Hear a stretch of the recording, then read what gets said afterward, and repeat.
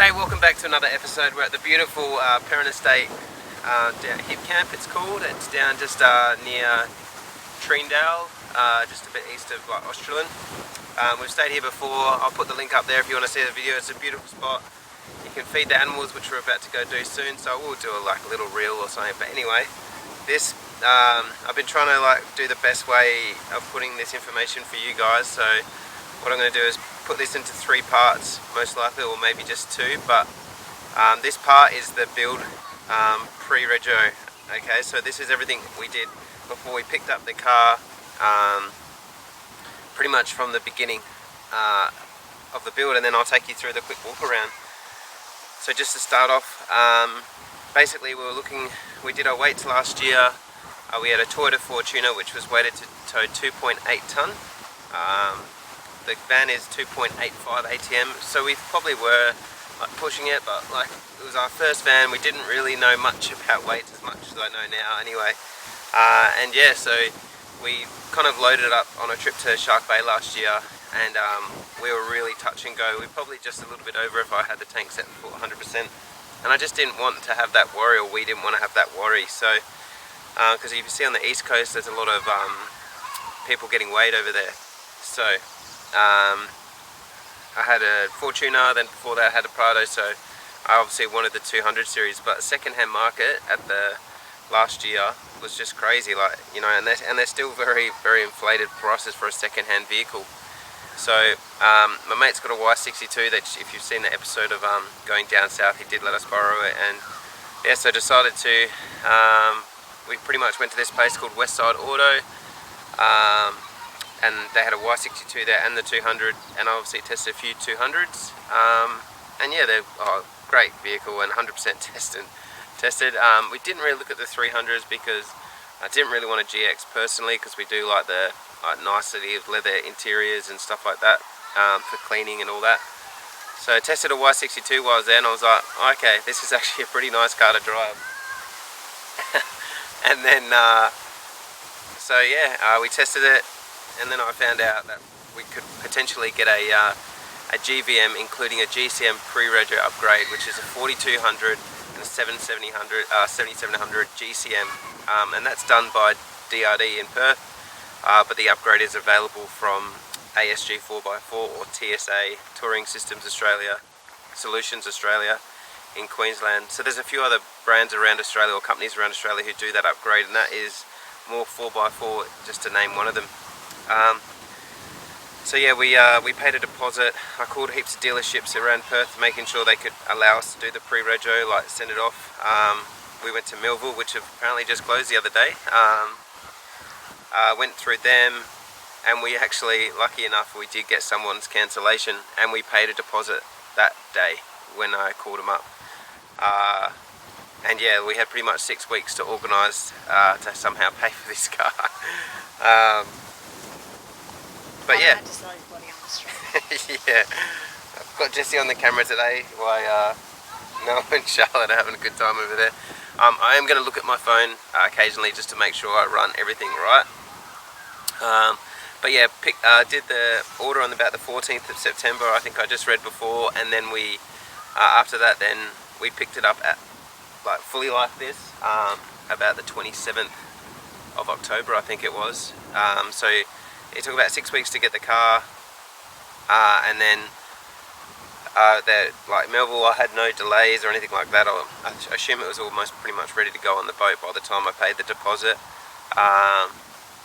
So there's a bit of a thing regarding luxury car tax regarding this vehicle. I didn't worry about the exempt luxury car tax, so making it a 5-seater, even though now it is a 5-seater, but I can sell it still as the 8-seater if required. And then I also didn't pay luxury car tax on any of the modifications. I paid 2 separate invoices, one to Nissan and one to DRD. It wasn't organised by the dealer, so I know in some dealerships organise a full GVM kit and everything for especially on the east coast for the car, but you have to pay luxury car tax on that, on those modifications. Yeah. So yeah, 2 separate invoices. Jono had it down at DRD for probably about 4 or 5 weeks. Back in November and or October, and I think the biggest thing, this was one of the first vehicles that Jono had done on this upgrade with the pre-rego, so it did take a bit of time, like, to make sure like DOT were happy with the GVM. I'll talk more about the Department of Transport in WA in a little bit, but yeah, I'll quickly run you through the upgrade, and I'm going to make sure I do cover everything, so excuse me while I do look at my phone. Alright, so to start with, yeah, I have the pre-rego ASG 4200 GVM and 7700 GCM, which includes a 2-inch HPMC lift kit. I've got Black Hawk front upper arms, and then we'll take you through. Can take it from here. Thank you, babe. Am I done? My job's done? Yeah, it's okay. Hello, Billy. So yeah, it includes the 2-inch lift kit, the Black Hawk upper arms. We might as well start at the front. I've got the Razzler front bar, the carbon winch underneath. I'll see if you can flip it around. I do have the dash underbody protection. So one of the pre-rego requirements is to have Cat 6 indicators. So if you know 79 series very well, they're normally on here on most mining vehicles, but Clearview do have them here, which is my preferred. And as we're going to be touring full time, in my experience, I always had my mirrors folding in on me on every car, and that's with the one that everybody recommends as well. So no, I was getting frustrated with those mirrors folding in when you pass road trains and that up north. So yeah, I've got the Clearviews. These are the compact series. Obviously they extend all the way out. I'll show you in a sec. They're full automated, all the fogging and auto in.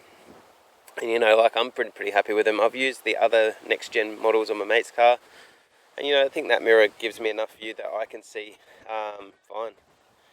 As we go through, nothing really on the sides except for the tyres. So another pre-rego requirement is to have tyres. So a tyre upgrade, mainly because of the weight required. Now you can take 4200 or 7700, and it's more like the ones that you've got to watch for is actually the rear. So like, a lot of tyres actually fit it, but then your rear is quite substantial, so you've got to make sure your tyres fit it. So I've gone for the I actually were going to get Yokohamas, but they were really hard to get, so I've gone the Maxxis Razors. They're a 295/70 R18, which is about a 34 tyre, 34.3. People can call them 35s if they want to. But yeah, no, I've been pretty happy with them so far. You know, I've always won KO2s in previous cars, and I think some other different ones. The KO2s, as everyone says, they are really good off-road, but they are slippery. They were in that car anyway, in the Fortuner. And I've been pretty happy with these so far. Plenty of grip. They look good. We'll just see how long they get, how many Ks I get. So far they seem to be like holding out well, even an even tread throughout the thing. Like, you know, sometimes with the HPMC you might get it in the tyre here, start to wear. I've done about 7,500 Ks on the car now, so I wanted to make sure I did a decent review, I suppose, or walk around once I was happy with everything. Just so you know, with this size tyre and the Method rims, I do get scrape on the inner guard, which happens a lot. I actually need to trim it yet, but I haven't, because I rarely do full lock anyway, but I will definitely trim those guards. So on the top, I've got the ARB base rack. I mainly I had a Rhino before that, and you know, like, I think it seems okay. A lot of people talk about noise. Now, it seems a bit noisier than others I've had, but I think it's maybe because, like, previously the bars run this way, and because the bars, I don't know, I actually don't know why, but yeah, it is a little bit noisier.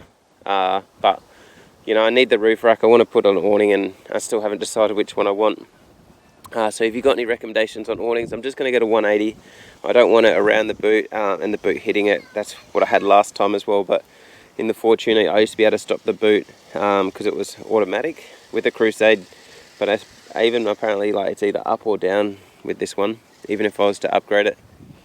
So around the back, I do have the airbag mans thing. I haven't done the full core delete, I haven't decided on that yet. And I've got the big ASG 4200 GVM bars. let's go around. Probably get out the wind here. So yeah, a pretty cool little mod I did was with these compact mirrors. I did get them color coded with the color, and it just like, you know, almost looks like the standard mirror, just obviously a little bit bigger. Okay, and I think the only thing that I did was that you haven't heard was the exhaust system. So I've got the Toolkit exhaust. Yeah, look, there's a lot of they're copping a fair bit on social media, and like, I'm pretty happy with the sound. There's no drone towing like 2.5 or 2.8 tons. I think with any car, like, you know, sometimes you'd want it louder, and I think it's called the Vortex system, that you can actually like adjust it depending on how you want it. So you can have it fully open, fully shut, or medium. I think maybe, but it's very expensive from what I've read. So, you know, but no, I've been pretty. The Toolkit seems a good exhaust for me so far, and you know, and it's a 10-year warranty. And yeah, and if it does break, I'll just have to go through that process. I'll let you listen to it.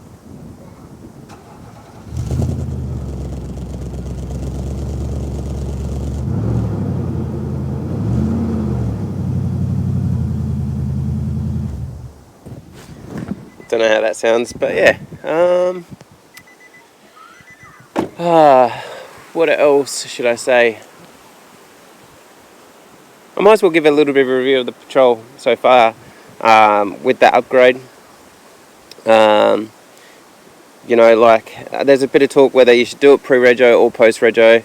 Look, for me personally, like, as a customer or a consumer of a product, like, it says that I've got the 7700 GCM and the 4200 GVM.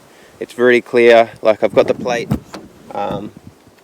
I'll actually put a photo of the plate up here that blocks out my VIN number and stuff. So yeah, if you speak to, like, there's a lot of talk about it. So I have spoke to TSA directly, and basically what the upgrade means is that you can still tow your maximum weight, maximum towing weight, which is 3.5 ton, but you can also have 4200 on your car as well. Look, I could go in the details. I like have all the information available from TSA. Like they do, there's a big thing about whether it's federally compliant or state compliant. So the difference is that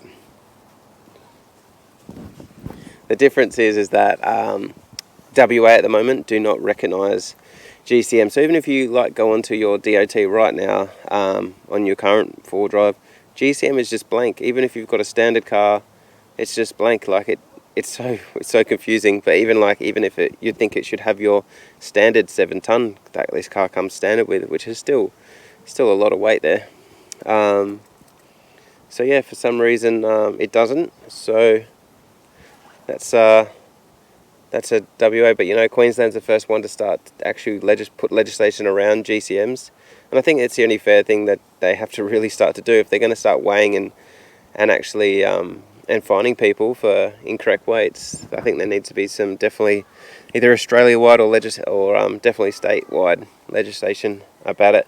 Basically, what the plate is, it's called an SSM plate or a federal compliant plate. And so what happens is TSA put their information about our upgrade to a federal compliant website, and that's the certificate that that's the paperwork that I keep in my car just in case. And yeah, that gets approved on a federally compliant site. But then if you read further into the details of GCMs on the federal website, it says it's up to state to approve. So yeah, it's a very grey area.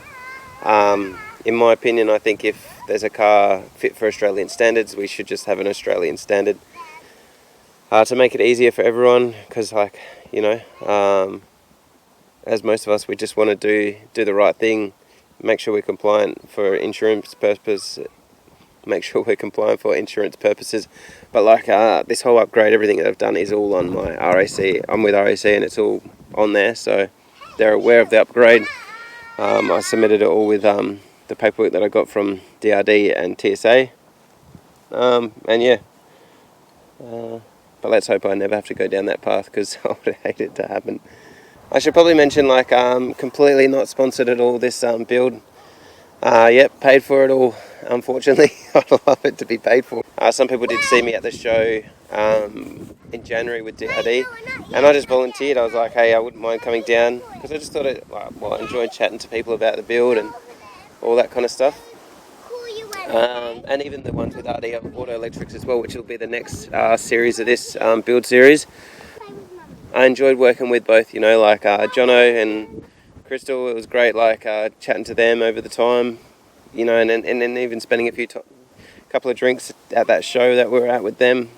I don't want to get into the nitty and gritty about companies, so I enjoyed working with them. They did everything by me, and like every time I've got a little inkling like issue, I'll message Jono about it, and he's straight on it. So, and even through the build, like it's a lot of money for me what we spent on this car, or for us.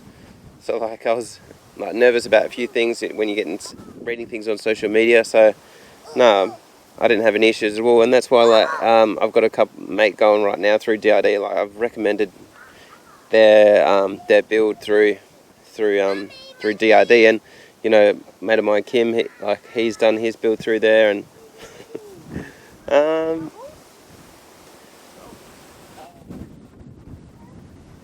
so one thing, what things have I had issues with so far? I've currently got an issue with my Clearview mirror. They're looking into it, but basically on the auto fold, I'll quickly chuck a video up here because I actually took one and sent it over to them the other day. It's actually clicking on the way in. So yeah, hopefully that's not they'll be able to fix that or see what's going on. Maybe there's just something caught in the mechanism, but while you got things under warranty, trying to get all these things tested, a decent test before we hit the road early next year. Anything that I might change, what would I have changed?